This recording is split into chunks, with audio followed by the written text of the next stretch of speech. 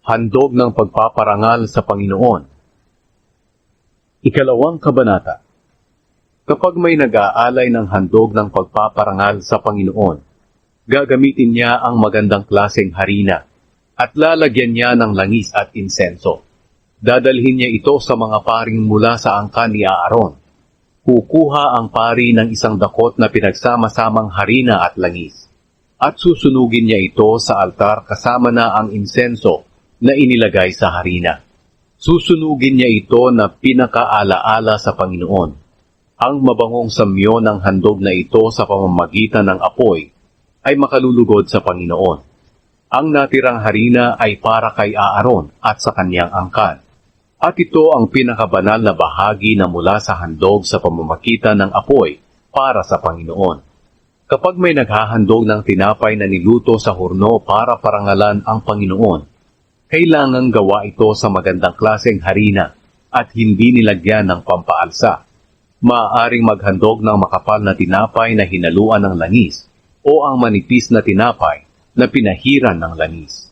Kung ang tinapay na ihahandog ay niluto sa kawali, kinakailangang gawa ito sa magandang klaseng harina at may halong langis, pero walang pampaalsa. Pipira-pirasuhin ito at lalagyan ng langis.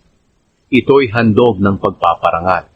Kung ang tinapay na ihahandog ay niluto sa kawali, kinakailangang gawa ito sa magandang klaseng harina at nilagyan ng langis. Ang ganitong uri ng mga handog ay dadalhin sa pari para ihandog sa Panginoon doon sa altar. Babawasan ito ng pari at ang ibinawas na iyon ay susunugin niya sa altar na pinakaalaala sa Panginoon. Ang mabangong samyo ng handog na ito sa pamamagitan ng apoy ay makalulugod sa Panginoon. Ang natirang harina ay para kay Aaron at sa kanyang angkan.